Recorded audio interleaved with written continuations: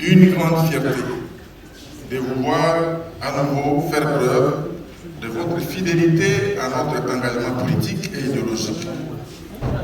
Votre présence dans cette salle concourt justement à la grandeur de notre formation politique, car pour être grand et demeurer grand sur la scène politique, un parti national comme le nôtre est obligé de demeurer constamment dynamique, vivant et ambitieux.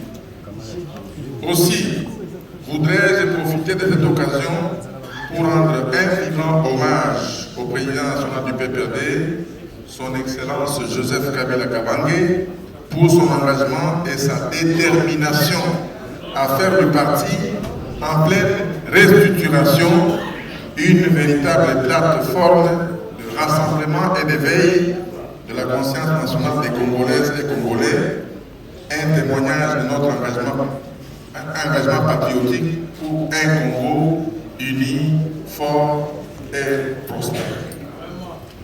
C'est l'occasion ici, chers camarades, de présenter mes vifs remerciements et sincères félicitations de tous les caucus provinciaux.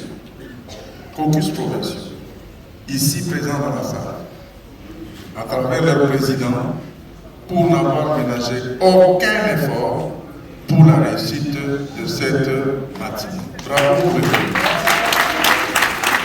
C'est grâce à vous, cher président, que cette activité est organisée et nous avons organisé avec vous 4 séances en forme de plénière en vue de préparer ces assises. Encore une fois, merci et bravo. Et le cours d'appel installé dans toutes les 25 provinces, puisque la ville de Kinshasa, il y en a 2. Mais depuis que Kabila est parti, on n'a jamais installé une seule juridiction. On devrait continuer avec les juridictions de l'ordre administratif, dont le cours administratif d'appel. Comme Kabila est parti et tout s'est arrêté. La sécurité. Joseph Kabila ne trouve pas une armée. Imaginez-vous, le Congo est divisé en 4 morceaux. Avec 4 armées, il arrive, grâce à son intelligence, à sa sagesse, à son savoir-faire, il met autour d'une table et l'accepte. Quand on vous ment, non, Kabila fait le mixage, le brassage, ce n'était pas la décision de Joseph Kabila. C'est la décision qui a été prise par toutes les composants, toutes les couches de la population représentée à San City. Ils ont décidé que les armées qui étaient pour les militaires qui étaient pour Jean-Pierre Delba, pour Ouassarias, pour Sanyamouissi et les militaires qui étaient à Kinshasa puissent être fusionnés pour mettre fin à la guerre. C'est ce qui a été fait. Mais aujourd'hui, dans les discours de ceux qui n'ont pas de bilan, on vous dit que non, nous avons la traîtrise dans l'armée parce qu'il y a mixage, il y a brassage. C'est faux, un faux fouillant. Ce sont les incapables qui vont échouer de gérer l'armée. Joseph Kabila a laissé l'armée, a laissé la police qui n'avait pas trouvé, a laissé l'armée, a laissé la DGM. Suffisamment organisé, équipé et qui fonctionnait de manière exceptionnelle. On ne peut pas avoir la politique parce que nous avons des institutions publiques, politiques, nous avons le président de la République, nous avons le gouvernement, nous avons le Parlement et nous avons la justice. Donc, nous avons parlé de la justice, nous avons parlé du président de la République et le gouvernement que nous avons eu. En 2006, le président Joseph Kabila avait fait la coalition avec le panneau de notre patriarche Antoine Kizé. Il avait cédé la primature à cette formation politique et il est resté égal à lui-même jusqu'aux élections de 2011. Vous n'avez jamais entendu le président Kabila dire que non, si tel n'a pas marché, c'est parce que nous sommes avec le bloc. Sur le plan législatif, parce qu'on ne peut pas avoir un gouvernement, on ne peut pas avoir un président de la République sans qu'on ait un parlement qui puisse mettre à la disposition du pouvoir exécutif et de loi. Et le règne de Joseph Kabila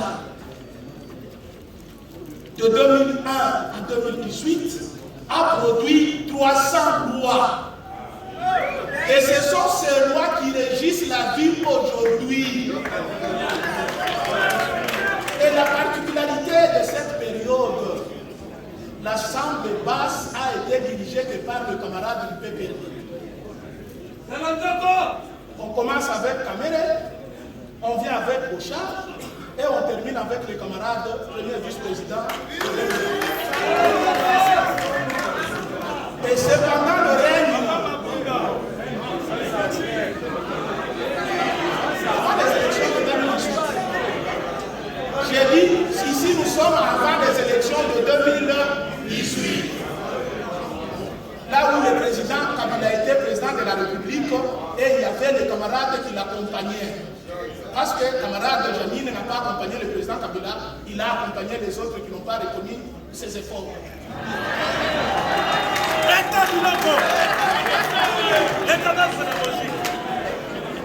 C'est comme ça que toutes les lois qui régissent la République démocratique du Congo sont l'œuvre de Joseph Kabila. Et la particularité de ces lois, il y a les lois, vous voyez les gens se vanter, la loi sur la sous-traitance, c'est l'œuvre de Joseph Kabila. La loi sur la péréquation, c'est l'œuvre de Joseph Kabila. La loi, les codes miniers.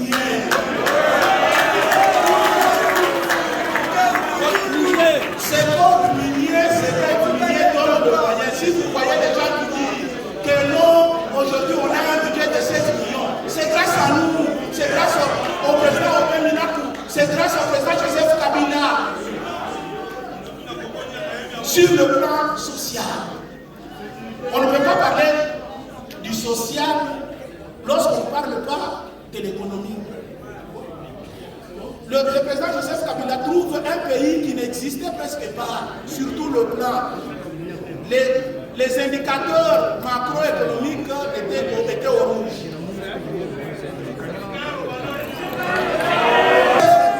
Les cadres macroéconomiques n'existaient pas.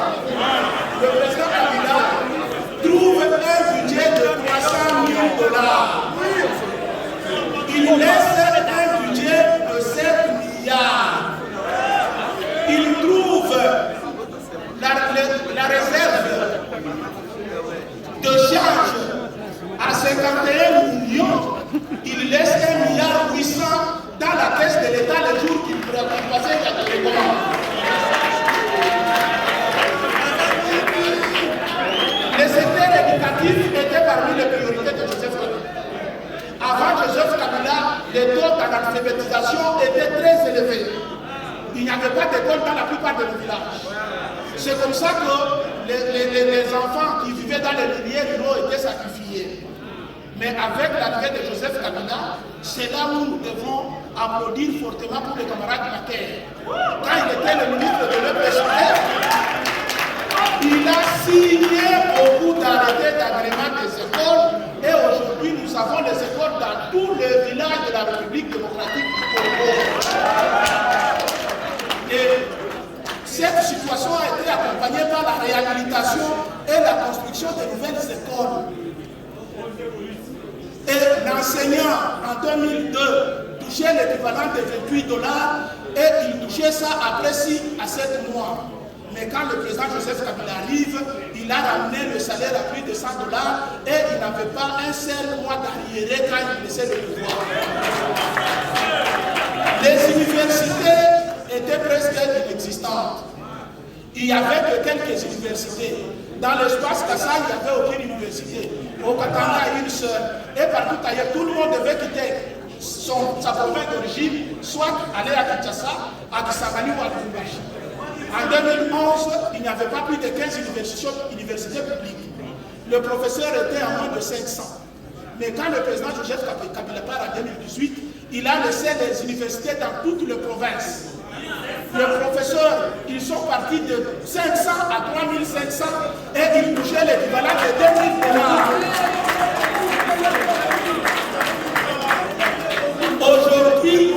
Aujourd'hui, le $2000 n'existe pas. Nous avons, nous qui sommes professeurs, nous touchons l'équivalent de 3 880 qui représente $1 335 au lieu de 2000 que Kabila a laissé à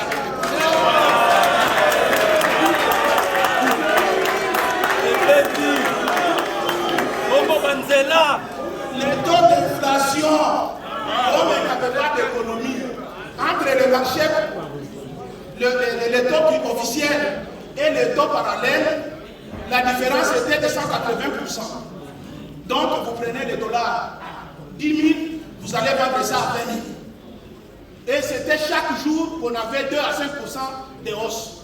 On ne pouvait pas garder les francs congolais à la maison. Mais à l'époque de Kabila, on a stabilisé les francs congolais et tout le monde était fier de garder les francs congolais.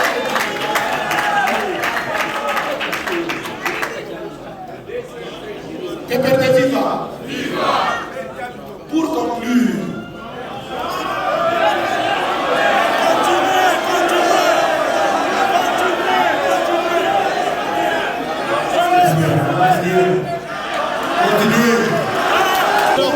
camarades jeunes, c'est vous qui constituez aujourd'hui la majorité dans notre parti. On vous a beaucoup menti, on vous a beaucoup désorienté. Aujourd'hui, nous avons fait une petite synthèse. S'il fallait parler du bilan de Joseph Kabila, on allait faire 3 journées. 6 minutes. Ça se passe en 2009. Le secrétaire général du PPRD, à l'époque, Kombo Naye Évariste Bocha, le président de la République, le Raïs Joseph Kabila, a accueilli se plaindre contre un autre cadre. Il y a parti politique Moussous. Cadre en Kombo Naye Adolphe Moussito. Adolphe Moussito est Premier ministre à cette époque. Évariste Bocha Balobi, Monsieur le Président, voilà, c'est notre allié, voilà ma prière, photos à contrer. Le président Kabila dit ceci à Évariste Bocha. Lobi n'a pas quoi. Mais ma cadre Misatu ya PPRD va accompagner. Adolphe Moussito, il y a pas nous. Yépe a comme ma cadre Misatu ya parti nae, boya et panangai, to solo la makambo. Lobi nango na pokwa bakutani donc 4 PPRD 4 palou. Le président de la République Joseph Kabila a passé parole à Évariste Bocha. A lobi voilà, a plainte oyo yaki kopesa ngai pona palou na premier ministre kangoyo bazali awa yebisai. Évariste Bocha. Le président Kabila parle aussi à Lingala.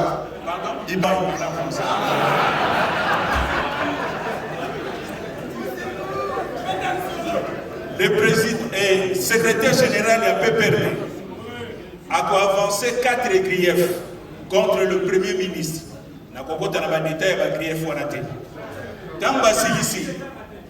Le président de la République a émis le premier ministre au répondre nini na accusation oyo. Adolphe Moussito a participé à la réponse naïe, Nassou Kanango, président de la République, a tranché le problème. Pourquoi on avait éliminé le solo oyo? Pourquoi on avait éliminé le solo oyo? On avait éliminé le solo oyo parce que le long oyo, politique na Congo est comme rando sur rando. Et comme bitumba, et comme conflit. Bonani. Parce que, parce que justement, on a le sentiment qu'il n'y a plus d'arbitre. Arbitre neutre Azali Missoussou T. Politique et ça, la démocratie, c'est une compétition entre 2 équipes. Obabengi, majorité, na opposition. Bozongo Lokola, Barcelone, na Real de Madrid. Mais particularité de la démocratie en Angola.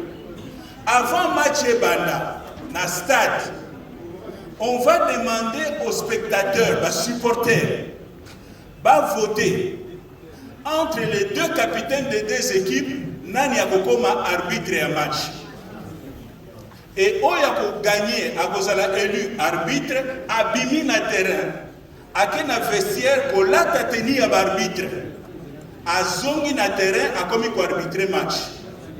C'est ce que nous avons vu en 2018. 2 partis politiques et alignés par capitaine Nabango. Le PPRD a aligné notre champion coup sur coup, Emmanuel Shadari, l'UDPS a aligné son capitaine, Félix-Antoine Tshisekedi.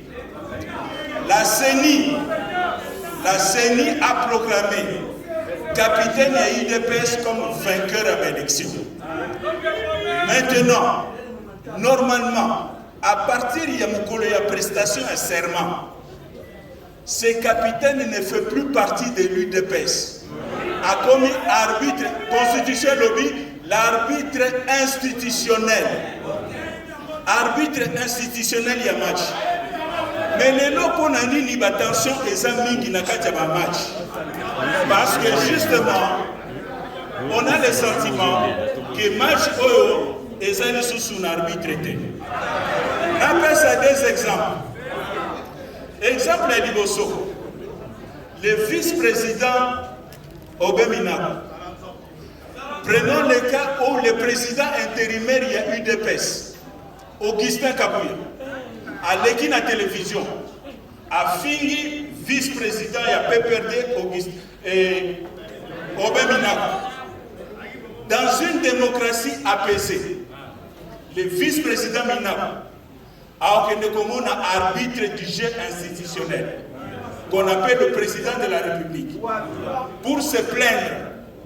Et le président va convoquer le président intérimaire de l'UDPS à l'objet n'aligner les sous-soukoyo qui insulte na télévision T. Bosse la baïda, débat la baïda, il y a qu'au fin de la mamate. Et ça la mala souka. Mais les lots, on a le sentiment que Obemina Azan est sûr que de communiquer la tête. Parce qu'on a l'impression que l'arbitre a si apponi Kanaï.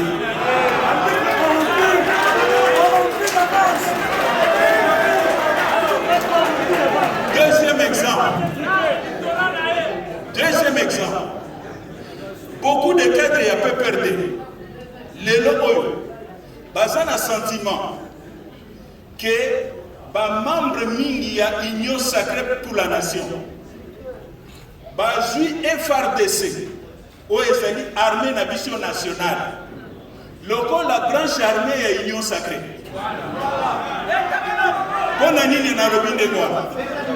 Parce que justement, les cadres du peuple ont le sentiment qu'on commence à utiliser les structures de l'armée nationale pour régler des problèmes politiques.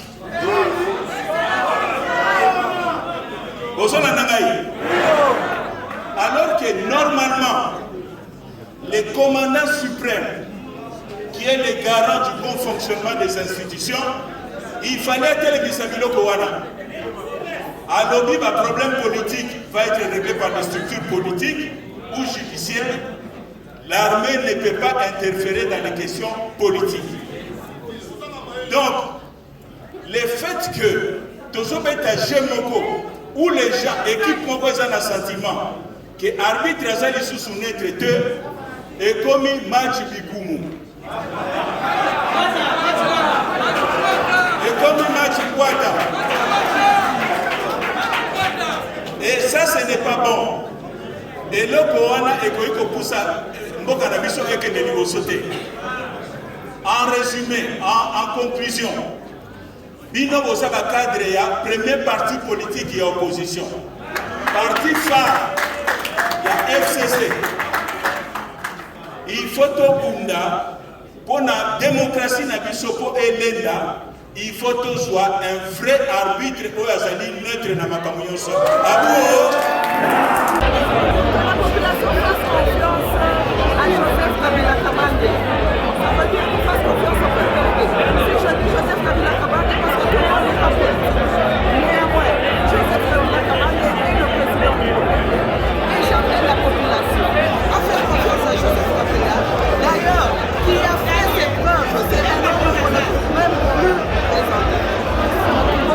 C'était une grande journée pour nous. Le PPRD est en train de célébrer les 23 ans d'existence. Vous avez compris que malheureusement, avec la catastrophe liée à tous les dégâts qu'il y avait, on a dit donc nos respects ainsi que notre solidarité et la compassion à toutes les familles victimes de cette catastrophe. Mais sinon, politiquement, c'était une activité très très importante à laquelle tenait aussi le président national du parti. Et vous avez vu que le caractère qu'on lui a donné, c'était d'un enseignement scientifique et pédagogique à faveur des camarades qui sont dans la résistance. Donc la résistance a été expliquée, la résistance est faite par quelqu'un qui est formé idéologiquement et politiquement pour veiller à la sauvegarde de sa patrie.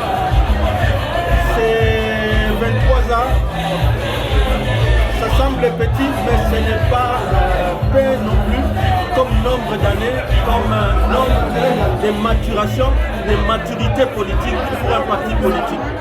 C'est à cela que vous avez vu les camarades vice-président lui-même déjà donner